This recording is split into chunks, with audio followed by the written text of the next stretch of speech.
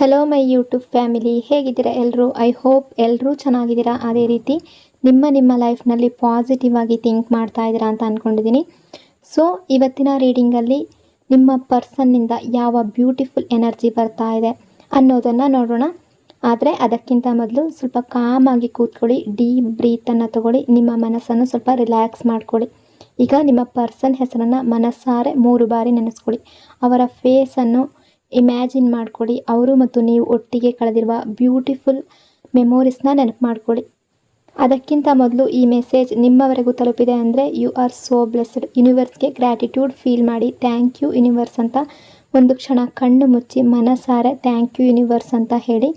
ನಿಮ್ಮ ಜೀವನದಲ್ಲಿರುವ ಪ್ರೀತಿಗೆ, ಲವ್ ರಿಲೇಷನ್ಶಿಪ್ಗೆ, ಕನೆಕ್ಷನ್ಗೆ, ಇನ್ನು ನಿಮ್ಮ ಹೃದಯದಲ್ಲಿ ಆ ಫೀಲಿಂಗ್ಸ್ಗೆ ಗ್ರ್ಯಾಟಿಟ್ಯೂಡ್ ಫೀಲ್ ಮಾಡಿ. ನಿಮ್ಮ ಪರ್ಸನ್ ಎನರ್ಜಿಯನ್ನು ಫೀಲ್ ಮಾಡಿ. ಬ್ಯೂಟಿಫುಲ್ ಆಗಿರುವ ಎನರ್ಜಿ ಬಂದಾಗ ಅದನ್ನು ರಿಸೀವ್ ಮಾಡ್ಕೊಳ್ಳಿ.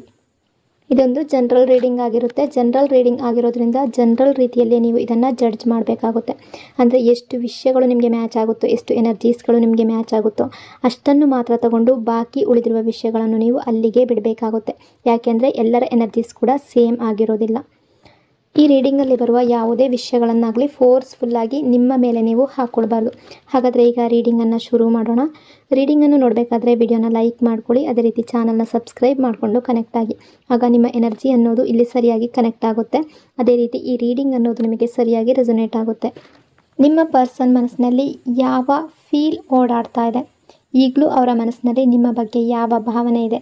ನಿಜವಾಗ್ಲೂ ಅವರು ನಿಮ್ಮನ್ನು ಮಿಸ್ ಮಾಡ್ತಾ ಇದ್ದಾರಾ? ಇವತ್ತಿನ ದಿನ ಈ ವ್ಯಕ್ತಿಯ ಎನರ್ಜಿ ಯಾವ ರೀತಿ ಇದೆ ಅಂತ ನೋಡೋದಾದರೆ, ಈ ವ್ಯಕ್ತಿಯ ಲೈಫ್ನಲ್ಲಿ, ಇವರ ಜೀವನದಲ್ಲಿ ಆಪ್ಷನ್ಗಳ ಕೊರತೆ ಇಲ್ಲ. ಅಂದರೆ ಅವರ ಜೊತೆಗೆ ಮಾತನಾಡೋರು ಅಥವಾ ಅವರ ಬಗ್ಗೆ ಗಮನ ಕೊಡೋರು, ಫೋಕಸ್ ಮಾಡೋರು, ಅವರ ಫ್ಯಾಮಿಲಿ ಆಗಿರ್ಬೋದು, ಫ್ರೆಂಡ್ಸ್ ಆಗಿರ್ಬೋದು, ತುಂಬ ಜನರಿದ್ದಾರೆ. ಈ ವ್ಯಕ್ತಿಯ ಸುತ್ತ ತುಂಬ ಜನರಿದ್ದಾರೆ. ಅವರ ಬಗ್ಗೆ ಕೇರ್ ತಗೊಳ್ಳುವವರು ಇದ್ದಾರೆ. ಅಂದರೆ ಫ್ಯಾಮಿಲಿ ಆಗಿರಬಹುದು, ಫ್ರೆಂಡ್ಸ್ಗಳಾಗಿರ್ಬೋದು. ಕ್ಲಿಯರಾಗಿ ಒಂದು ವಿಷಯ ಫೀಲ್ ಮಾಡ್ತಾ ಇದ್ದಾರೆ. ಅವ್ರಿಗೆ ಯಾರೇ ಇದ್ದರೂ ಕೂಡ ನಿಮ್ಮಂಥವರು ಯಾರೂ ಅವರ ಲೈಫ್ನಲ್ಲಿ ಒಂದು ಸ್ಥಾನವನ್ನು ತುಂಬೋದಕ್ಕೆ ಸಾಧ್ಯ ಇಲ್ಲ. ಅವರಿಗೆ ನೀವು ಬೇರೆ ಎಲ್ಲರಿಗಿಂತ ವಿಶೇಷ ಅಂತ ಅನ್ನಿಸ್ತಾ ಇದೆ. ನಿಮ್ಮ ಸ್ಥಾನವನ್ನು ಬೇರೆ ಯಾರೂ ತಗೊಳ್ಳೋದಕ್ಕೆ ಆಗಲ್ಲ ಅನ್ನೋ ಭಾವನೆ ಇನ್ನೂ ಅವರ ಮನಸ್ಸಿನಲ್ಲಿ ಗಟ್ಟಿಯಾಗಿದೆ. ಅವ್ರು ನಿಮ್ಮನ್ನು ಕೇವಲ ಇಷ್ಟಪಡುವ ಮಟ್ಟದಲ್ಲಿ ನೋಡ್ತಾ ಇಲ್ಲ, ತುಂಬ ಸೀರಿಯಸ್ ಆಗಿ ಫೀಲ್ ಮಾಡ್ತಾ ಇದ್ದಾರೆ. ಹೊರಗಡೆ ನೋಡಿದರೆ ಅವರು ಕೂಲ್ ಆಗಿರ್ಬೋದು, ಯಾವುದೂ ಫೀಲ್ ಮಾಡ್ತಾ ಇಲ್ಲ, ಯಾವುದೇ ಫೀಲ್ ಇಲ್ಲ, ನಾನು ಓಕೆ. ಆದರೆ ಮನಸ್ಸಿನ ಒಳಗಡೆ ನಿಮ್ಮ ಬಗ್ಗೆ ತುಂಬ ಆಳದ ಯೋಚನೆಗಳು ಓಡಾಡ್ತಾ ಇದೆ. ಅವ್ರಿಗೆ ತುಂಬ ಫೀಲ್ ಆಗ್ತಾ ಇದೆ. ಲೈಫ್ ಪಾರ್ಟ್ನರ್ ಆಗಿ ನೋಡೋ ವ್ಯಕ್ತಿ, ಸರಿಯಾದ ವ್ಯಕ್ತಿ ಇವರೇ ಅನ್ನೋ ರೀತಿ ನಿಮ್ಮ ಬಗ್ಗೆ ಫೀಲ್ ಮಾಡ್ತಾ ಇದ್ದಾರೆ. ಈ ರಿಲೇಷನ್ಶಿಪ್ ಮತ್ತೆ ಸರಿಯಾದರೆ ಚೆನ್ನಾಗಿರುತ್ತೆ. ಅಂದರೆ ನಿಮ್ಮ ಜೊತೆ ಬದುಕು ಕಟ್ಟಿಕೊಳ್ಳುವ ಆಸೆ ಇನ್ನೂ ಇದೆ. ಅಷ್ಟರ ಮಟ್ಟಿಗೆ ಈ ಫೀಲಿಂಗ್ ಸ್ಟ್ರಾಂಗ್ ಆಗಿದೆ.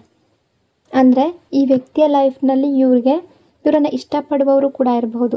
ತುಂಬ ಜನರನ್ನು ಇವರ ಲೈಫ್ನಲ್ಲಿ ನೋಡಿದ್ದಾರೆ, ಹಲವರ ಜೊತೆ ಮಾತಾಡಿರ್ಬೋದು.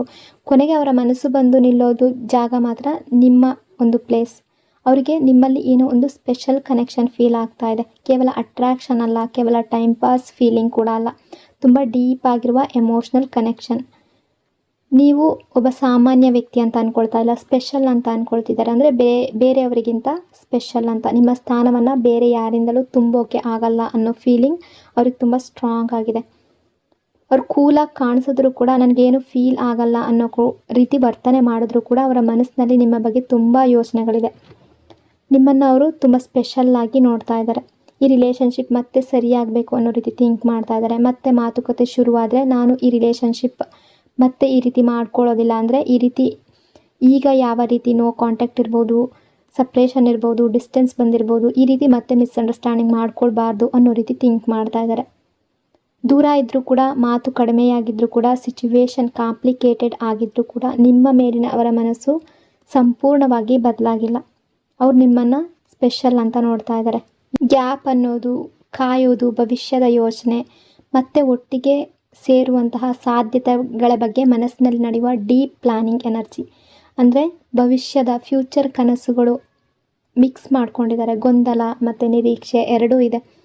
ನಿಮ್ಮಿಬ್ಬರ ನಡುವೆ ಈಗ ದೂರ ಬಂದಿದೆ. ಮಾತುಕತೆ ಕಡಿಮೆ ಆಗಿರಬಹುದು ಅಥವಾ ಡಿಸ್ಟೆನ್ಸ್ ಬಂದಿರಬಹುದು. ಕೆಲವೊಮ್ಮೆ ಸಂಪೂರ್ಣ ಮಾತುಕತೆ ಅನ್ನೋದು ಕೂಡ ನಿಂತಿರಬಹುದು. ಹೊರಗಡೆಯಿಂದ ನೋಡಿದ್ರೆ ಎಲ್ಲವೂ ಮುಗಿದಿರುವ ರೀತಿ ಕಾಣ್ತಾ ಇರ್ಬೋದು. ಆದರೆ ಮನಸ್ಸಿನ ಒಳಗಿನ ಸತ್ಯನೇ ಬೇರೆ ಇದೆ. ಯಾಕೆಂದರೆ ಸಾಮಾನ್ಯವಾಗಿ ಜನರಿಗೆ ಅಂತರ ಬಂದರೆ, ಡಿಸ್ಟೆನ್ಸ್ ಬಂದರೆ, ದಿನಗಳು ಕಳೆದಂತೆ ಫೀಲಿಂಗ್ಸ್ ಕಡಿಮೆ ಆಗ್ತಾ ಹೋಗುತ್ತೆ. ನಿಧಾನವಾಗಿ ಕೆಲವರು ಮರೆತು ಹೋಗ್ತಾರೆ. ಆದರೆ ಇಲ್ಲಿ ಹಾಗಿಲ್ಲ. ಈ ವ್ಯಕ್ತಿಯ ಮನಸ್ಸಿನಲ್ಲಿ ನೀವು ಇದ್ದ ಜಾಗ ಇನ್ನೂ ಅದೇ ಥರ ಇದೆ. ಅವರು ನಿಮ್ಮ ಜೊತೆ ಮಾತಾಡಿರುವ ಮಾತುಗಳು, ಯಾವ ಭಾವನೆ ಇತ್ತು, ಫೀಲಿಂಗ್ಸ್ ಇತ್ತು, ಅದು ಇನ್ನೂ ಕೂಡ ಹಾಗೇ ಇದೆ. ಅಂದರೆ ಕನೆಕ್ಷನ್ ಬ್ರೇಕ್ ಆಗಿಲ್ಲ, ಕೇವಲ ಸ್ಟಕ್ ಆಗಿದೆ.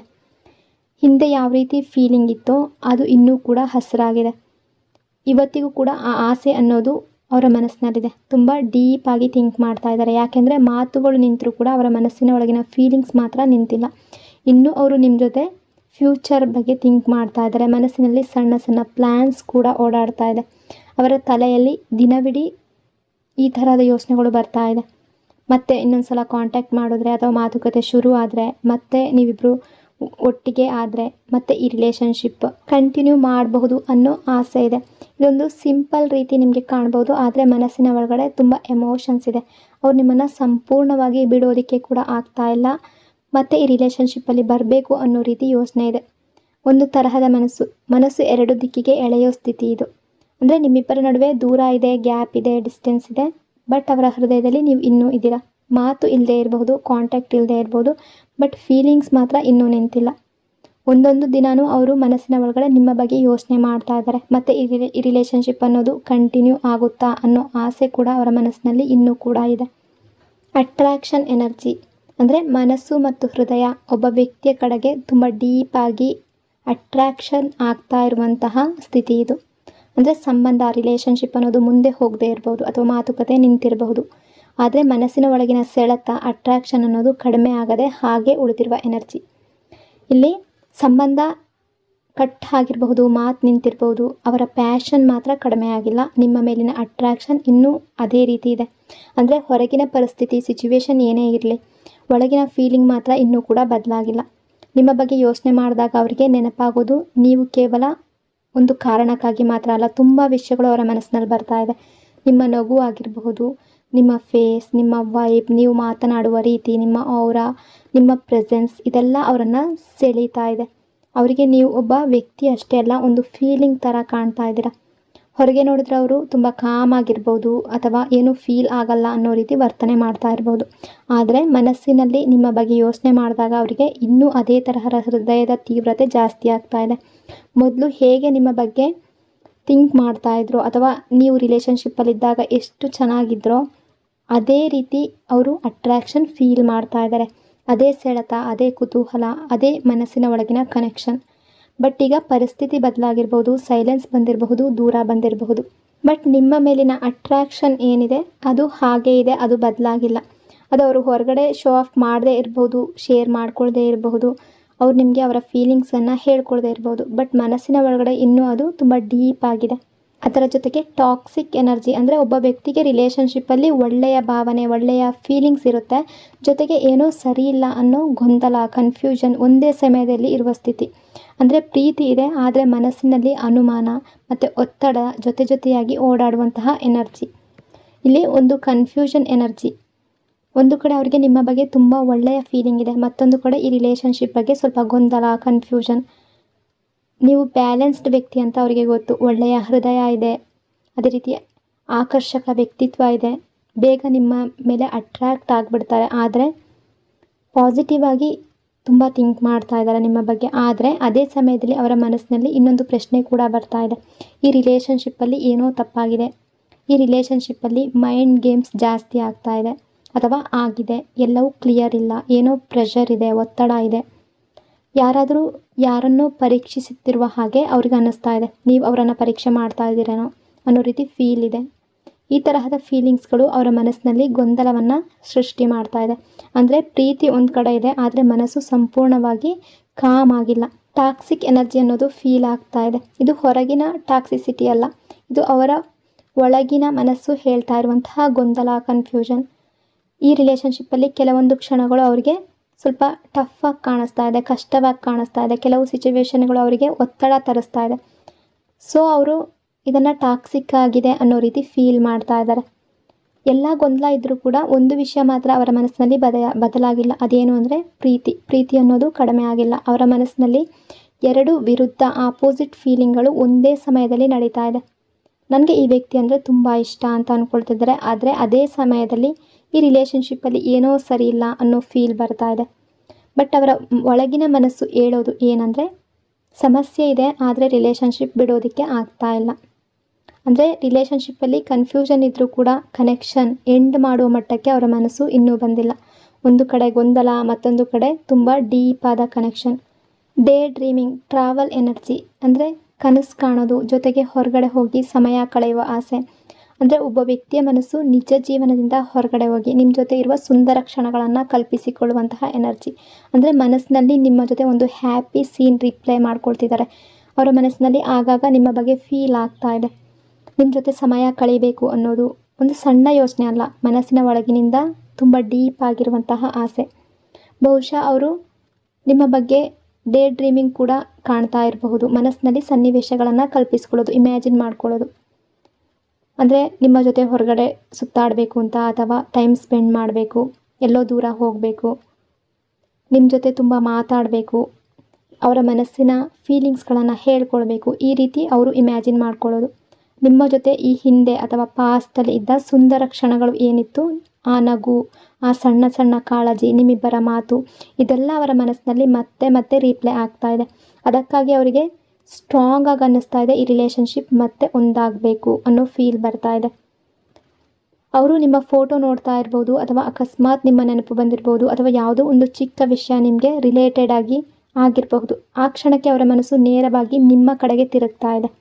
ಆ ಕ್ಷಣದಲ್ಲಿ ಏನಾಗ್ತಾ ಇದೆ ಅಂದರೆ ನಿಮ್ಮ ಜೊತೆ ಇರಬೇಕು ಅಂತ ಫೀಲ್ ಆಗ್ತಾ ಇದೆ, ನಿಮ್ಮ ಜೊತೆ ಮಾತಾಡಬೇಕು ಅನ್ನೋ ಬಯಕೆ ಬರ್ತಾ ಇದೆ, ನಿಮ್ಮ ಜೊತೆ ಮತ್ತೆ ಆ ಹ್ಯಾಪಿ ಮೂಮೆಂಟ್ಸಲ್ಲಿ ಇರಬೇಕು. ಮೊದಲು ಯಾವ ರೀತಿ ನೀವು ಚೆನ್ನಾಗಿದ್ರೋ, ಯಾವ ರೀತಿ ನೀವು ಪ್ರೀತಿಯಿಂದ ಮಾತಾಡ್ತಾ ಇದ್ರೋ ಆ ರೀತಿ ಇರಬೇಕು ಅನ್ನೋ ಫೀಲ್ ಬರ್ತಾ ಇದೆ.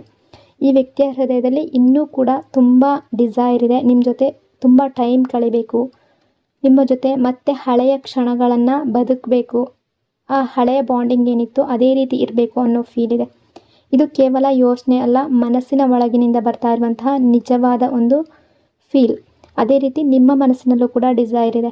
ನೀವು ಕೂಡ ಥಿಂಕ್ ಮಾಡ್ತಾ ಇದ್ದೀರಾ, ಈ ವ್ಯಕ್ತಿ ಮತ್ತೆ ನಿಮ್ಮ ಲೈಫ್ಗೆ ಬರಬೇಕು, ನೀವಿಬ್ಬರು ಟೈಮ್ ಸ್ಪೆಂಡ್ ಮಾಡಬೇಕು, ಮೊದಲು ಯಾವ ರೀತಿ ನಿಮ್ಮ ರಿಲೇಷನ್ಶಿಪ್ ಇತ್ತೋ ಆ ರೀತಿ ಇರಬೇಕು ಅನ್ನೋ ಆಸೆ ನಿಮಗೂ ಕೂಡ ಇದೆ. ಬಟ್ ಪ್ರೆಸೆಂಟ್ ಎನರ್ಜಿ ಪ್ರಕಾರ ಅವರು ಹಠ, ದೂರ ಉಳಿಯುವಂತಹ ಮನಸ್ಥಿತಿ, ಆ ಎನರ್ಜಿ ಕೂಡ ಕಾಣ್ತಾ ಇದೆ. ಅಂದರೆ ಇವರು ತುಂಬ ಯೋಚನೆ ಮಾಡಿ ನಾನು ನನ್ನನ್ನು ವಿವರಿಸುವಂತಹ ಅವಶ್ಯಕತೆ ಇಲ್ಲ ಅನ್ನೋ ನಿರ್ಧಾರಕ್ಕೆ ಬರುವ ಎನರ್ಜಿ. ಅಂದರೆ ಅರ್ಥ ಮಾಡ್ಕೊಳ್ಳೋದು ನಿಮ್ಮ ಆಯ್ಕೆ, ವಿವರಣೆ ಕೊಡೋದು ನನಗೆ ಬಿಟ್ಟಿದ್ದಲ್ಲ ಅನ್ನೋ ಮನಸ್ಥಿತಿ ಕೂಡ ಕೆಲವೊಂದು ಸಲ ಇವರಿಗೆ ಬರ್ತಾ ಇದೆ. ಕ್ಲಾರಿಫಿಕೇಷನ್, ನಾನು ಇನ್ನೇನು ವಿವರ ಕೊಡಲ್ಲ, ಅಂದರೆ ನನ್ನ ಫೀಲಿಂಗ್ಸನ್ನು ಇನ್ನೇನು ಹೇಳ್ಕೊಳ್ಳೋದು ಅನ್ನೋ ರೀತಿ. ಹಠದ ಎನರ್ಜಿ, ಈಗೋ, ಅವ್ರಿಗೆ ಅವರ ಮನಸ್ಸಿಗೆ ಅನ್ನಿಸ್ತಾ ಇದೆ ನನ್ನನ್ನು ಅರ್ಥ ಮಾಡ್ಕೊಳ್ಬೇಕು ಅಂದರೆ ಮಾಡ್ಕೊಳ್ಳಿ, ಇಲ್ಲ ಅಂದರೆ ಬಿಡಲಿ ಅನ್ನೋ ಒಂದು ರೀತಿಯ ಈಗೋ, ಹಠ. ಇದು ಕೋಪಕ್ಕಿಂತ ಹೆಚ್ಚಾಗಿ ಒಂದು ಥರದ ಈಗೋದ ಎನರ್ಜಿ. ಅಂದರೆ ನಾನು ಮತ್ತೆ ಮತ್ತೆ ಎಕ್ಸ್ಪ್ಲೈನ್ ಮಾಡೋದು ಸಾಕಾಗಿದೆ ಅನ್ನೋ ಮನಸ್ಥಿತಿ. ಅವರಿಗೆ ಈಗ ಈ ರಿಲೇಷನ್ಶಿಪ್ಪಲ್ಲಿ ಎಕ್ಸ್ಪ್ಲೈನ್ ಮಾಡೋದಕ್ಕೆ ಆಸೆ ಇಲ್ಲ. ಹಿಂದೆ ಏನೋ ಎಕ್ಸ್ಪ್ಲೈನ್ ಮಾಡಿದ ಅನುಭವ ಇರ್ಬೋದು, ಅಥವಾ ನಿಮ್ಮ ಹತ್ರ ಅವರು ಫೀಲಿಂಗ್ಸನ್ನು ಹೇಳ್ಕೊಂಡಿರ್ಬೋದು, ಶೇರ್ ಮಾಡಿರ್ಬೋದು, ಅಥವಾ ಅರ್ಥ ಮಾಡ್ಕೊಳ್ಳದೆ ಇರುವಂತಹ ಸಿಚುವೇಶನ್ ಕೂಡ ನಿಮ್ಮ ಇಬ್ಬರ ಲೈಫ್ನಲ್ಲಿ, ನಿಮ್ಮ ರಿಲೇಷನ್ಶಿಪ್ಪಲ್ಲಿ ಇರ್ಬೋದು. ಹಾಗಾಗಿ ಅವರ ಮನಸ್ಸು ಸ್ವಲ್ಪ ಬ್ಯಾಕ್ ಆಗ್ತಾ ಇದೆ. ಅವರು ಮನಸ್ಸಿನ ಒಳಗಡೆ ಯೋಚನೆ ಮಾಡ್ತಾ ಇರ್ಬೋದು, ನಾನು ತಪ್ಪಿಲ್ಲ ಈ ರಿಲೇಷನ್ಶಿಪ್ಪಲ್ಲಿ, ನನ್ನ ಮನಸ್ಸು ನನಗೆ ಗೊತ್ತು, ನಾನು ಏನು ಫೀಲ್ ಮಾಡ್ತಾ ಇದ್ದೀನಿ ಅನ್ನೋದು ನಿಜ, ನನ್ನ ಪ್ರೀತಿಯನ್ನು ನಾನು ಎಕ್ಸ್ಪ್ಲೈನ್ ಮಾಡ್ತಾ ಇರೋದಕ್ಕೆ ಆಗೋದಿಲ್ಲ ಅನ್ನೋ ರೀತಿ ಫೀಲ್ ಮಾಡ್ತಾ ಇದ್ದಾರೆ. ಅಂದರೆ ನಿಮ್ಮಿಬ್ಬರ ನಡುವೆ ಸಿಚುವೇಶನ್ ಯಾವುದೋ ರೀತಿ ಕ್ರಿಯೇಟ್ ಆಗಿರ್ಬೋದು, ಅಥವಾ ನೀವು ಹರ್ಟ್ ಆಗಿ ಮಾತಾಡಿರ್ಬೋದು, ಅಥವಾ ಇವರ ಫೀಲಿಂಗ್ಸನ್ನು ಶೇರ್ ಮಾಡ್ಕೊಂಡಿರ್ಬೋದು ಈ ಮೊದಲು, ಅಥವಾ ಪಾಸ್ಟಲ್ಲಿ, ಆಗ ನೀವು ಗಮನ ಕೊಡದೇ ಇರಬಹುದು. ಹಾಗಾಗಿ ಇವರು ಆ ರೀತಿ ಥಿಂಕ್ ಮಾಡ್ತಾ ಇದ್ದಾರೆ. ಅಂದರೆ ಈ ರೀತಿ ಥಿಂಕ್ ಮಾಡ್ತಾ ಇದ್ದಾರೆ ಅಂದರೆ ಪ್ರೀತಿ ಇಲ್ಲದ ಸ್ಥಿತಿಯಲ್ಲ, ಪ್ರೀತಿಯಿಂದ ಬಂದ ಒಂದು ರೀತಿಯ ಹಠ. ಯಾವಾಗಲೂ ನಾನು ಎಕ್ಸ್ಪ್ಲೈನ್ ಮಾಡಬೇಕಾ ಅನ್ನೋ ರೀತಿ ಬಂದ ಈಗೋ. ಅಂದರೆ ತುಂಬ ಎಕ್ಸ್ಪ್ಲೈನ್ ಮಾಡಿಕೊಂಡು ತುಂಬ ಅರ್ಥ ಮಾಡಿಸೋ ಪ್ರಯತ್ನ ಮಾಡಿ ಅವರು ಸ್ವಲ್ಪ ಎಮೋಷ್ನಲಿ ಹಿಂದೆ ಹೋಗ್ತಾ ಇದ್ದಾರೆ. ಕ್ಲಾರಿಟಿ ಕೊಡುವ ಮನಸ್ಥಿತಿ ಯಾಕಿಲ್ಲ ಅಂತ ನೋಡೋದಾದರೆ, ನಾನು ಮತ್ತೆ ಮತ್ತೆ ನನ್ನನ್ನು ಜಸ್ಟಿಫೈ ಮಾಡಬೇಕಾ, ನನ್ನ ಫೀಲಿಂಗ್ಸ್ ನಿಜ ಅಂತ ಮತ್ತೆ ಮತ್ತೆ ನಾನು ಎಕ್ಸ್ಪ್ಲೈನ್ ಮಾಡಬೇಕಾ, ಈ ರೀತಿ ಥಿಂಕ್ ಮಾಡ್ತಾ ಇದ್ದಾರೆ. ಅದರಿಂದ ಅವರು ಸ್ವಲ್ಪ ಡಿಸ್ಟೆನ್ಸ್ ತಗೊಂಡಿದ್ದಾರೆ. ಅವರು ದೂರ ಉಳಿದಿರಬಹುದು, ಈಗ ನಿಮ್ಮಿಂದ ಸಪ್ರೇಷನ್ನಲ್ಲಿರ್ಬೋದು. ಅಂದರೆ ಅವರೀಗ ಎಕ್ಸ್ಪ್ಲೈನ್ ಮಾಡೋ ಮೂಡ್ನಲ್ಲಿ ಇಲ್ಲ. ಮನಸ್ಸಿನ ಒಳಗಡೆ ತಮ್ಮ ಫೀಲಿಂಗ್ಸನ್ನು ಹಿಡ್ಕೊಂಡು ಸ್ವಲ್ಪ ಸೈಲೆನ್ಸ್ ಆಗಿ ಕೂತ್ಕೊಂಡಿದ್ದಾರೆ, ಅಥವಾ ಸೈಲೆನ್ಸನ್ನು ಆಯ್ಕೆ ಮಾಡ್ಕೊಂಡಿದ್ದಾರೆ. ಈ ರೀತಿ ಸೈಲೆನ್ಸ್ ಆಗಿದ್ದಾರೆ ಅಂದ ಮಾತ್ರಕ್ಕೆ ಅವರಿಗೆ ಫೀಲಿಂಗ್ಸ್ ಇಲ್ಲ ಅನ್ನೋ ಸ್ಥಿತಿಯಲ್ಲ. ಅವರಿಗೆ ತುಂಬ ಫೀಲಿಂಗ್ಸ್ ಇದೆ, ತುಂಬ ಡಿಸೈರ್ ಇದೆ, ತುಂಬ ಆಸೆಗಳಿದೆ. ಆದರೆ ನಾನು ಮತ್ತೆ ಮತ್ತೆ ಎಕ್ಸ್ಪ್ಲೈನ್ ಮಾಡಲ್ಲ ಅನ್ನೋ ಮನಸ್ಥಿತಿ. ಅಂದರೆ ಪ್ರೀತಿ ಇದೆ, ಆದರೆ ಕಮ್ಯುನಿಕೇಷನ್ ಮತ್ತು ಕ್ಲಾರಿಟಿ ಕೊಡುವ ಎನರ್ಜಿ ಈಗ ಅವ್ರಿಗೆ ಕಡಿಮೆ ಆಗಿದೆ. ಪುಷ್ ಆ್ಯಂಡ್ ಪುಲ್ ಎನರ್ಜಿ, ಹತ್ತಿರ ಎಳ್ಕೊಳ್ಳೋದು ಮತ್ತು ದೂರ ತಳ್ಳುವ ಎನರ್ಜಿ. ಅಂದರೆ ನಿಮ್ಮ ಕಡೆಗೆ ತುಂಬ ಹೇಳ್ಕೊಳ್ತಾರೆ, ಅಟ್ರಾಕ್ಷನ್ ಫೀಲ್ ಮಾಡ್ತಾರೆ. ಆದರೆ ಅದೇ ಸಮಯದಲ್ಲಿ ಭಯ, ಗೊಂದಲ ಅಥವಾ ಒತ್ತಡದಿಂದ ಮತ್ತೆ ದೂರ ಹೋಗೋದು. ಅಂದರೆ ಒಂದೇ ದಿನದಲ್ಲಿ ಮನಸ್ಸು ಎರಡು ವಿಷಯಗಳ ಬಗ್ಗೆ ಥಿಂಕ್ ಮಾಡೋದು, ಅಥವಾ ಒಂದು ಸಲ ಹತ್ರ ಬರಬೇಕು ಅಂತ ಅನಿಸೋದು, ಒಂದು ಸಲ ದೂರ ಹೋಗುವ ಎನರ್ಜಿ. ಅವರ ಮನಸ್ಸಿನಲ್ಲಿ ಒಂದು ಕ್ಷಣ ಅವರು ತುಂಬ ಕ್ಲಿಯರಾಗಿ ಫೀಲ್ ಮಾಡ್ತಾ ಇದ್ದಾರೆ, ನನಗೆ ಈ ವ್ಯಕ್ತಿ ತುಂಬ ಮುಖ್ಯ. ಬಟ್ ಅದೇ ಕ್ಷಣದಲ್ಲಿ ಅವರಿಗೆ ನಿಮ್ಮನ್ನು ಕಳೆದುಕೊಳ್ಳುವ ಭಯ, ನಿಮ್ಮನ್ನು ನೆನಪಿಸ್ಕೊಳ್ಳುವ ಫೀಲಿಂಗ್ ಎಲ್ಲವೂ ತುಂಬ ಸ್ಟ್ರಾಂಗ್ ಆಗಿತ್ತು. ಮುಂದಿನ ಕ್ಷಣ ಏನಾಗುತ್ತೆ ಅಂದರೆ ಬೇಡ, ದೂರ ಇರೋದು ಒಳ್ಳೆಯದು. ಅಂದರೆ ಒಂದು ಕಡೆ ಹೃದಯ ಎಳೀತಾ ಇದೆ, ಮತ್ತೊಂದು ಕಡೆ ಮನಸ್ಸು ತಡೀತಾ ಇದೆ. ಒಂದು ಸಲ ಅವರು ದೂರ ಆಗ್ತಾಯಿದ್ರು, ಮತ್ತೆ ಹತ್ರ ಬರ್ತಾ ಇದ್ದಾರೆ. ಒಮ್ಮೆ ಅವರು ತುಂಬ ಹತ್ರ ಫೀಲ್ ಮಾಡ್ತಾ ಇದ್ದರೆ ನಿಮ್ಮ ಬಗ್ಗೆ ತುಂಬ ಸಾಫ್ಟಾಗಿ ಥಿಂಕ್ ಮಾಡ್ತಾರೆ. ಮತ್ತೊಮ್ಮೆ ಅವರು ಅವರ ಮನಸ್ಸನ್ನು ದೂರ ತಳ್ಕೊಳ್ತಾ ಇದ್ದಾರೆ. ಇದು ಯಾಕೆ ಈ ರೀತಿ ಆಗ್ತಾ ಇದೆ ಅಂದರೆ ಅವರ ಮನಸ್ಸಿನ ಭಾವನೆ ಮತ್ತು ಗೊಂದಲ ಎರಡೂ ಒಟ್ಟಿಗೆ ಕೆಲಸ ಮಾಡ್ತಾ ಇದೆ. ಮೂಡ್ ಸ್ವಿಂಗ್ಸ್ ಅಂದರೆ ಒಂದು ಕ್ಷಣ ಪ್ರೀತಿ, ಮುಂದಿನ ಕ್ಷಣ ಡಿಸ್ಟೆನ್ಸ್, ಮತ್ತೆ ನೆನಪು, ಮತ್ತೆ ಸೈಲೆನ್ಸ್. ಈ ಥರದ ಮೂಡ್ ಸ್ವಿಂಗ್ಸ್ ದಿನ ಇಡೀ ನಡೀತಾ ಇದೆ. ಅಂದರೆ ಅವರ ಹೃದಯ ಮತ್ತು ಮನಸ್ಸು ಒಂದೇ ಕಡೆ ನಿಲ್ತಾ ಇಲ್ಲ. ಹೊರಗಿನ ವರ್ತನೆ ಯಾಕೆ ನೆಗೆಟಿವ್ ಆಗಿತ್ತು, ಅಥವಾ ಯಾಕೆ ಆ ರೀತಿ ರೂಡಾಗಿ ಬಿಹೇವ್ ಮಾಡ್ತಾಯಿದ್ರು ಅಂತ ನೋಡೋದಾದರೆ, ಸ್ವಲ್ಪ ಕೋಲ್ಡಾಗಿ ವರ್ತನೆ ಮಾಡಿದ್ರೆ, ಅಥವಾ ನಾನು ಮಾತಾಡಬೇಕಾಗಿಲ್ಲ ಅನ್ನೋ ವೈಬ್ ಏನಾದರೂ ನಿಮಗೆ ಕೊಟ್ಟಿದ್ರೆ, ಅಥವಾ ರೂಡಾಗಿ ಬಿಹೇವ್ ಮಾಡಿದರೆ, ನಿಮ್ಮಿಂದ ದೂರ ಹೋಗಿದ್ರೆ, ಇಗ್ನೋರ್ ಮಾಡಿದರೆ, ಅದು ಅವರು ಬೇಕು ಅಂತ ಮಾಡಿಕೊಂಡಿರುವ ನಿರ್ಧಾರ ಅಲ್ಲ, ಅವರ ಡಿಸಿಷನ್ ಅಲ್ಲ. ನಿಜವಾದ ಕಾರಣ ಏನು ಅಂದರೆ ಅವರ ಮನಸ್ಸಿನ ಒಳಗಿನ ಗೊಂದಲದ ಪರಿಣಾಮ. ಭಾವನೆ ಒಂದು ಕಡೆ ಎಳಿತಾ ಇದೆ, ಭಯ ಮತ್ತೊಂದು ಕಡೆ ತಳ್ತಾ ಇದೆ. ಮನಸ್ಸು ಅನ್ನೋದು ಕಾಮ್ ಆಗಿಲ್ಲ, ಹೃದಯ ಅನ್ನೋದು ಕ್ಲಿಯರ್ ಆಗಿಲ್ಲ, ಕನ್ಫ್ಯೂಷನ್ ಅನ್ನೋದು ಜಾಸ್ತಿ ಇದೆ. ನಿಮ್ಮ ಹತ್ತಿರ ಬರುವಂತಹ ಆಸೆ ಇದೆ, ಮತ್ತು ದೂರ ಹೋಗುವ ಭಯ ಕೂಡ ಇದೆ. ಇದರಿಂದ ಅವರು ಒಂದೇ ದಿನದಲ್ಲಿ ಎರಡು ಥರದ ಎನರ್ಜಿ ಫೀಲ್ ಮಾಡ್ತಾ ಇದ್ದಾರೆ. ಒಂದೇ ಸ್ಥಳದಲ್ಲಿ, ಒಂದೇ ಜಾಗದಲ್ಲಿ ನಿಂತಿದ್ದ ರಿಲೇಷನ್ಶಿಪ್ ಈಗ ನಿಧಾನವಾಗಿ ಮೂವ್ ಆಗುವಂತಹ ಎನರ್ಜಿ, ಹೊಸ ದಿಕ್ಕಿಗೆ ತಿರುಗುವ ಸಾಧ್ಯತೆ ಇರುವ ಎನರ್ಜಿ. ಅಂದರೆ ಸ್ಟಕ್ ಆಗಿದ್ದ ವಿಷಯ, ರಿಲೇಷನ್ಶಿಪ್ ಮುಂದೆ ಸಾಗುವ ಎನರ್ಜಿ ಇದೆ. ಅಂದರೆ ಈ ರಿಲೇಷನ್ಶಿಪ್ಪಲ್ಲಿ ಈಗ ಬದಲಾವಣೆ ಬರುವ ಸಮಯ. ಇಷ್ಟು ದಿನ ನಿಂತಿದ್ದ ಸ್ಟಕ್ ಆಗಿದ್ದ ಎನರ್ಜಿ ಈಗ ನಿಧಾನವಾಗಿ ಮೂವ್ ಆಗುವ ಸಾಧ್ಯತೆ ಇದೆ. ಅಂದರೆ ಏನೋ ಒಂದು ತರಹದ ಹೊಸ ಮೂವ್, ಹೊಸ ಅರಿವು, ಹೊಸ ದಿಕ್ಕು ಆರಂಭವಾಗಬಹುದು ನಿಮ್ಮ ರಿಲೇಷನ್ಶಿಪ್ಪಲ್ಲಿ. ಅಂದರೆ ಈ ಹಿಂದೆ ಈ ರಿಲೇಷನ್ಶಿಪ್ಪಲ್ಲಿ ಮಾತು ನಿಂತಿರಬಹುದು, ಅಥವಾ ಈಗ ಕೂಡ ಮಾತು ನಿಂತಿರಬಹುದು. ಕ್ಲಾರಿಟಿ ಇಲ್ಲದೆ ಇರಬಹುದು, ಗೊಂದಲ, ಕನ್ಫ್ಯೂಷನ್, ದೂರ ಅನ್ನೋದು, ಸಪ್ರೇಷನ್ ಅನ್ನೋದು ಇದೆಲ್ಲ ಇತ್ತು. ಬಟ್ ಈಗ ಅಂದರೆ ಒಂದು ಥರ ಫ್ರೀಸ್ ಆಗಿದ್ದ ಸಿಚುವೇಶನ್ ಈಗ ಕರಗುವಂತಹ ಸಿಚುವೇಶನ್ ಶುರುವಾಗಿದೆ. ನಿಮ್ಮ ದೃಷ್ಟಿಕೋನ ಕೂಡ ಬದಲಾಗಬಹುದು. ಈ ಬದಲಾವಣೆ ಕೇವಲ ಅವರ ಕಡೆ ಮಾತ್ರ ಅಲ್ಲ, ನಿಮ್ಮಲ್ಲೂ ಕೂಡ ಬದಲಾವಣೆ ಬರಬಹುದು. ಅಂದರೆ ನೀವು ಈ ರಿಲೇಷನ್ಶಿಪ್ಪನ್ನು ನೋಡುವ ರೀತಿ ಕೂಡ ಬದಲಾಗಬಹುದು. ಹಿಂದೆ ಇದ್ದ ನೋವು, ಕನ್ಫ್ಯೂಷನ್, ಓವರ್ ಥಿಂಕಿಂಗ್ ಇದೆಲ್ಲದರ ಬಗ್ಗೆ ನೀವು ಹೊಸ ರೀತಿಯಲ್ಲಿ ಅರ್ಥ ಮಾಡ್ಕೊಳ್ಬಹುದು. ಈಗ ನೀವು ಈ ವ್ಯಕ್ತಿಯನ್ನು ಯಾವ ರೀತಿ ನೋಡ್ತಾ ಇದ್ದೀರೋ, ಅವರ ಬಿಹೇವಿಯರನ್ನು ಯಾವ ರೀತಿ ಅರ್ಥ ಮಾಡ್ಕೊಳ್ತಿದ್ದೀರೋ, ಅವರು ನಿಮ್ಮನ್ನು ಇಗ್ನೋರ್ ಮಾಡ್ತಾ ಇದ್ದಾರೆ, ನೆಗ್ಲೆಕ್ಟ್ ಮಾಡ್ತಾ ಇದ್ದಾರೆ, ಇದೆಲ್ಲ ಯಾವ ರೀತಿ ನೀವು ಅಂದ್ಕೊಳ್ತಾ ಇದ್ದೀರೋ, ಓವರ್ ಥಿಂಕಿಂಗ್ ಮಾಡ್ತಾ ಇದ್ದೀರೋ, ಅದರಲ್ಲಿ ಹೊಸ ಕ್ಲಾರಿಟಿ ಬರುವ ಸಾಧ್ಯತೆ ಇದೆ. ಅಂದರೆ ಅವರು ಯಾಕೆ ಆ ರೀತಿ ಮಾಡಿದ್ರು ಅನ್ನೋ ಪ್ರಶ್ನೆಗೆ ನಿಮಗೆ ಉತ್ತರ ಸಿಗ್ಬೋದು. ಕೆಲವು ಗೊಂದಲಗಳು, ಕನ್ಫ್ಯೂಷನ್ಗಳು ಕ್ಲಿಯರ್ ಆಗಬಹುದು, ಮತ್ತು ನಿಮ್ಮ ಮನಸ್ಸಿಗೆ ಸಮಾಧಾನದ ಅವಕಾಶ ಸಿಗಬಹುದು ಅನ್ನೋ ಎನರ್ಜಿ ಕೂಡ ಇದೆ. ಈ ರಿಲೇಷನ್ಶಿಪ್ ಇನ್ನೂ ಅಲ್ಲೇ ಸ್ಟಕ್ ಆಗಿರೋದಿಲ್ಲ, ನಿಧಾನವಾಗಿ ಮುಂದಕ್ಕೆ ಮೂವ್ ಆಗ್ತಾ ಇದೆ. ನೀವು ನೋಡುವ ರೀತಿ, ನಿಮ್ಮ ದೃಷ್ಟಿ ಕೂಡ ಬದಲಾಗುತ್ತೆ. ಈ ವ್ಯಕ್ತಿಯ ಬಗ್ಗೆ ನೀವು ಏನು ಅಂದ್ಕೊಂಡಿದ್ದೀರೋ ಆ ಭಾವನೆ ಕೂಡ ಬದಲಾಗುತ್ತೆ. ಅಂದರೆ ನಿಮಗೆ ಕ್ಲಾರಿಟಿ ಅನ್ನೋದು ಸಿಗುತ್ತೆ. ಅಂದರೆ ಇದು ನೇರವಾಗಿ ತಕ್ಷಣಕ್ಕೆ ಎಲ್ಲವೂ ಸರಿಯಾಗುತ್ತೆ ಅಂತ ನಿಮಗೆ ಅನ್ನಿಸದೇ ಇದ್ದರೂ ಕೂಡ ಬದಲಾವಣೆ ಅನ್ನೋದು ಶುರುವಾಗುತ್ತೆ. ಎನರ್ಜಿ ಮೂವ್ ಆಗುತ್ತೆ, ಮತ್ತು ಹೊಸ ಅರಿವು, ಹೊಸ ನ್ಯೂ ಬಿಗಿನಿಂಗ್ ಆಗುವ ಎನರ್ಜಿ ಇದೆ. ಬ್ಯಾಲೆನ್ಸ್ ರಿಲೀಸ್ ಎನರ್ಜಿ, ನಿಮ್ಮ ಮನಸ್ಸು ಬ್ಯಾಲೆನ್ಸ್ ಆಗುತ್ತೆ. ಒಂದೇ ಕಡೆ ನಿಂತಿದ್ದ ಸ್ಟಕ್ ಆಗಿದ್ದ ಸಿಚುವೇಶನ್ ನಿಧಾನವಾಗಿ ಮೂವ್ ಆಗೋದು. ನಿಮ್ಮ ಒಳಗಿನ ಕಾನ್ಫಿಡೆನ್ಸ್ ಅನ್ನೋದು ಮತ್ತೆ ನಿಮಗೆ ಸ್ಟ್ರಾಂಗ್ ಆಗಿ ನಿಲ್ಲುವ ಸಮಯ. Balance release. ಈ ರಿಲೇಷನ್ಶಿಪ್ ಬಹಳ ಸಮಯದಿಂದ ಸ್ಟಕ್ ಆಗಿರಬಹುದು ಅಂತ ನಿಮ್ಗೆ ಅನ್ನಿಸ್ತಾ ಇರಬಹುದು. ಮಾತು ಮುಂದೆ ಹೋಗ್ತಾ ಇರಲಿಲ್ಲ, ಕ್ಲಾರಿಟಿ ಇರಲಿಲ್ಲ, ಒಂದೇ ಜಾಗದಲ್ಲಿ ಸುತ್ತ ಹಾಕ್ತಾ ಇರ್ಬೋದು ರಿಲೇಷನ್ಶಿಪ್ ಅನ್ನೋದು. ನಿಮ್ಮಿಬ್ಬರ ಎನರ್ಜಿ ಅನ್ನೋದು ಒಂದೇ ಕಡೆ ಫಿಕ್ಸ್ ಆಗಿತ್ತು, ಸ್ಟಕ್ ಆಗಿತ್ತು. ಬಟ್ ಈಗ ಬದಲಾವಣೆ ಅನ್ನೋದು ಶುರುವಾಗುವುದು ನಿಮಗೆ ಕಾಣಿಸ್ಬೋದು. ಮೂಮೆಂಟ್ ಅನ್ನೋದು ಬರುವ ಸಾಧ್ಯತೆ ಇದೆ. ಅಂದರೆ ನಿಂತಿದ್ದ ವಿಷಯಗಳು, ರಿಲೇಷನ್ಶಿಪ್ಪಲ್ಲಿ ಏನೇ ವಿಷಯಗಳಾಗಿರ್ಬೋದು, ಸಿಚುವೇಶನ್ ಆಗಿರ್ಬೋದು, ಈಗ ಮೂವ್ ಆಗೋದಕ್ಕೆ ಶುರುವಾಗ್ಬೋದು. ಸಣ್ಣ ಸಣ್ಣ ಇನಿಷಿಯೇಟಿವ್ಗಳು, ಸಣ್ಣ ಸಣ್ಣ ಚೇಂಜಸ್ಗಳು ಬರುವ ಸೂಚನೆ. ಅಂದರೆ ರಿಲೇಷನ್ಶಿಪ್ಪಲ್ಲಿ ಯಾವುದೇ ಸಿಚುವೇಶನ್ ಈಗ ಇರಬಹುದು, ಸ್ಟಕ್ ಫೀಲ್ ಆಗ್ತಾ ಇರಬಹುದು, ಬಟ್ ನಿಧಾನವಾಗಿ ಅದು ಸರಿ ಹೋಗ್ತಾ ಇದೆ. ಅರ್ಥವಾಗದ ಸಿಚುವೇಶನ್ ಕೂಡ ಕ್ಲಿಯರ್ ಆಗ್ಬೋದು. ದೂರ ಇದ್ದರೂ ಕೂಡ ಮೂಮೆಂಟ್ ಅನ್ನೋದು ಕಾಣಿಸ್ಕೊಳ್ಳೋದು, ಮನಸ್ಸಿನಲ್ಲಿ ಒಂದು ತರಹದ ಶಿಫ್ಟ್ ಅನ್ನೋದು ಬರಬಹುದು. ಇಲ್ಲಿ ನಿಮ್ಮ ಮೇಲಿನ ನಂಬಿಕೆಯನ್ನು ನೀವು ಕಳ್ಕೊಳ್ಬಾರ್ದು. ಈ ರಿಲೇಷನ್ಶಿಪ್ ಮೇಲೆ ಇರುವ ನಂಬಿಕೆಯನ್ನು ಕೂಡ ನೀವು ಕಳ್ಕೊಳ್ಬಾರ್ದು. ಈ ರಿಲೇಷನ್ಶಿಪ್ಗೆ ಕಾರಣ ನೀವು ಸ್ವಲ್ಪ ನಿಮ್ಮ ಸೆಲ್ಫ್ ಕಾನ್ಫಿಡೆನ್ಸನ್ನು ಕಡಿಮೆ ಮಾಡ್ಕೊಂಡಿದ್ದೀರಾ ಅನ್ನೋ ಎನರ್ಜಿ ಕೂಡ ಇದೆ.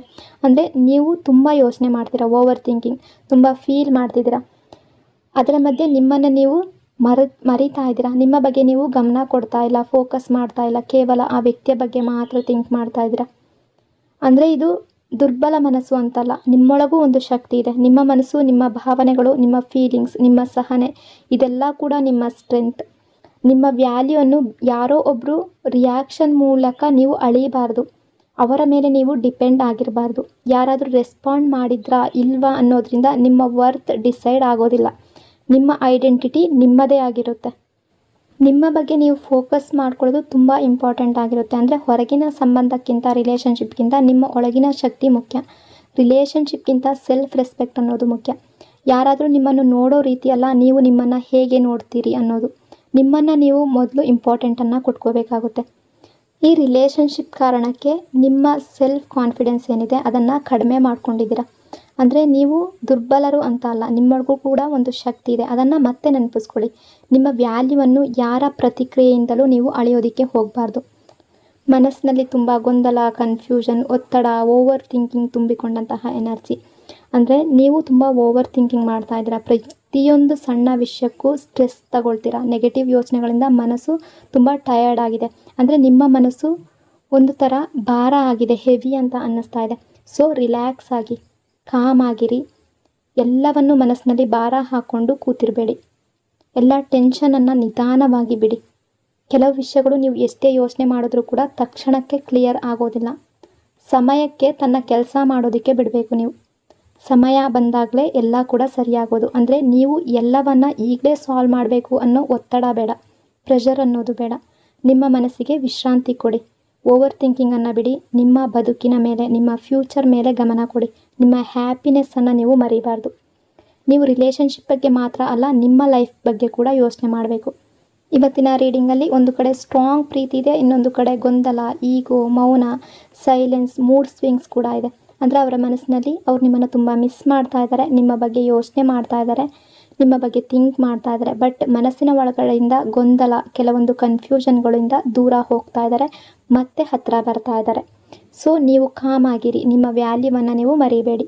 ಅತಿಯಾಗಿ ಓವರ್ ಥಿಂಕ್ ಮಾಡಬೇಡಿ. ನಿಮ್ಮನ್ನು ನೀವು ಪ್ರೀತಿಸಿ.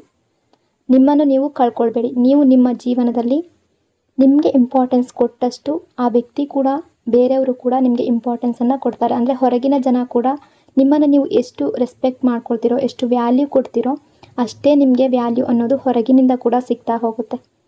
ಸೊ ಈ ರೀಡಿಂಗ್ ನಿಮಗೆ ಇಷ್ಟ ಆಗಿದೆ ಅಂದ್ಕೊಂಡಿದ್ದೀನಿ. ಇಷ್ಟ ಆಗಿದರೆ ಪಾಸಿಟಿವ್ ಆಗಿ ಕಮೆಂಟ್ ಮಾಡಿ. ನಿಮ್ಮ ಮನಸ್ಸಿನಲ್ಲಿ, ನಿಮ್ಮ ಹೃದಯದಲ್ಲಿ ಇರುವ ನಿಮ್ಮ ರಿಲೇಷನ್ಶಿಪ್ನ ನಿಜವಾದ, ನಿಮ್ಮ ಜೆನ್ಯೂನ್ ಆಗಿರುವಂತಹ ಪಾಸಿಟಿವ್ ಆಸೆಗಳು ಏನಿದೆ ಅದೆಲ್ಲವೂ ಕೂಡ ಬೇಗನೆ ರಿಯಾಲಿಟಿಗೆ ಬರಲಿ. ನಿಮ್ಮ ಪಾಸಿಟಿವ್ ವಿಶಸ್, ನಿಮ್ಮ ಕನಸುಗಳು, ನಿಮ್ಮ ಮನದ ಆಸೆಗಳು ಎಲ್ಲವೂ ಕೂಡ ಆದಷ್ಟು ಬೇಗ ನಿಮ್ಮ ಲೈಫ್ನಲ್ಲಿ ರಿಯಾಲಿಟಿಗೆ ಬರಲಿ ಅಂತ ಬ್ಲೆಸ್ ಮಾಡ್ತಾ ಇನ್ನೊಂದು ಬ್ಯೂಟಿಫುಲ್ ರೀಡಿಂಗ್ನಲ್ಲಿ ಮತ್ತೆ ಸಿಗ್ತೀನಿ. ಅಲ್ಲಿವರೆಗೂ ಟೇಕ್ ಕೇರ್. ನಿಮ್ಮೆಲ್ಲರ ಪ್ರೀತಿ ಮತ್ತು ಸಪೋರ್ಟ್ಗೆ lots and lots of love. ನಿಮ್ಮ ಪ್ರೀತಿ ಸದಾ ಹೀಗೆ ಇರಲಿ. Thank you so much. Next ರೀಡಿಂಗಲ್ಲಿ ಮತ್ತೆ ಸಿಗೋಣ. God bless you all.